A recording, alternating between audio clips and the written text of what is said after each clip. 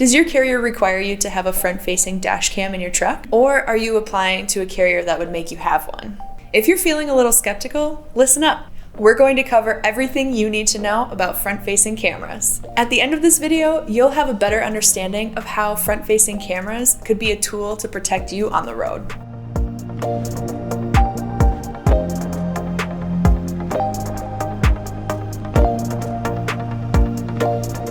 Hi, I'm Nathaniel, Director of Safety for ATS. I work with forward-facing dash cams on a regular basis, and I do that in relation to protecting the company and protecting our drivers. My goal for this video is that you'll watch it, and at the end you'll be able to understand why a company chooses to use forward-facing cameras and what they're looking for, and whether or not you want to make the decision to drive for a carrier that's using them or not.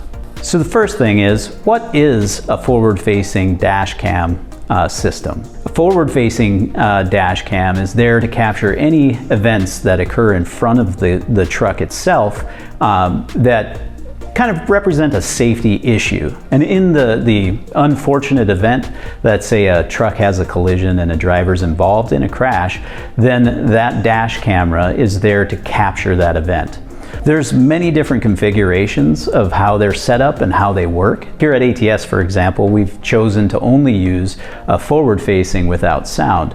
However, a company can choose to use it forward-facing and inward-facing, and with sound or without sound. Those cameras will trigger an event based on the actions of the truck. So in the event that a driver triggers an event that gets recorded by the camera, companies are able then to go back and review that footage. So that helps us to understand, is this something that we were a part of, or is this something that was created due to the behaviors of the vehicles around us?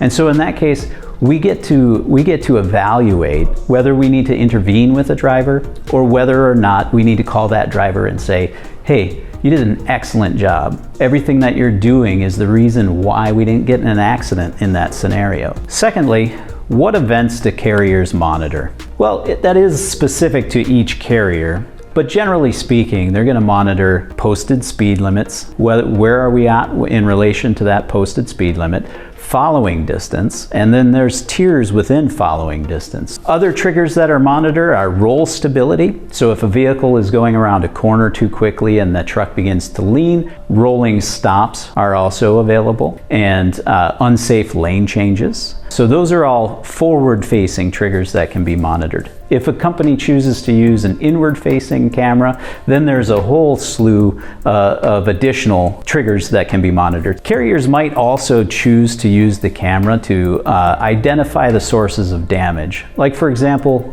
if a driver is parked in a truck stop and another driver is backing into the stall next to them and strikes their truck, this camera allows you to be able to go back and review the footage at that time of that accident to try to identify the source of that damage, the identification of the truck or company that was involved in that. That's another way that companies choose to use this system to both protect the driver and protect the company. Number 3, you might be wondering why companies are choosing to use this technology. Well, it's a kind of a three-part answer. Number 1, they want to protect their drivers, and they want to retain drivers. And so if they can provide a means of helping the driver to improve their performance, as well as exonerating drivers in situations that we otherwise wouldn't be able to exonerate drivers, we can essentially help drivers stay in the industry, right? So number 2 is a broader answer. It's there to protect the company, and that is from civil litigation. A lot of those judgments are coming out of the absence of information, the absence of evidence as to what has happened in those scenarios. So forward-facing data event recorders allows us to gather that critical information that happens in those circumstances to both protect the driver and protect the company. And the third reason a company might choose to use a data event recorder or a forward-facing dash cam is to help develop their drivers.